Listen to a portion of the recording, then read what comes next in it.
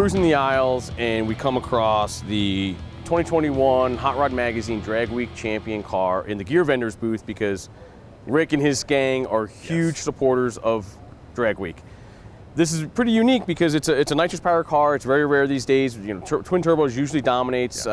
This team has won once before, as Brian has eloquently reminded me. And Brian, tell us about this unique car that they brought this year. So Dave Shroeder is the owner-driver. John Enns is like his best friend in the world and the crew chief. And this is a car that was driven over 1,000 miles on the street, and it averaged 679 at just under 200 miles an hour over the course of 5 days at Drag Week. So if you're unfamiliar with the event, you have to drive the car between tracks, you make runs, you try to establish the lowest average elapsed time of the week, and that's how you win your class.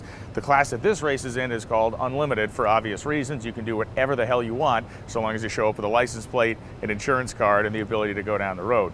872 cubic inch nitrous engine. You can see the top of that beautiful billet intake manifold, the dual throttle bodies, which actually face backwards. They actually have the little cutouts for the solenoids in the hood too.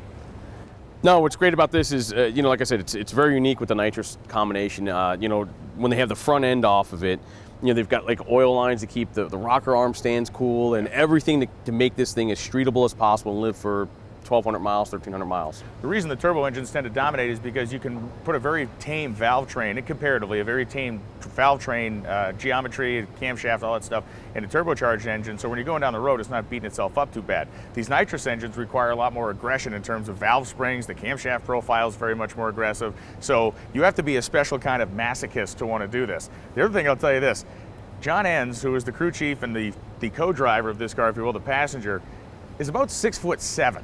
So as much of a torture chamber it is for a normal sized human being to sit in the cockpit of this thing, John Enns folds himself up like an origami swan to get in and out of this car all week.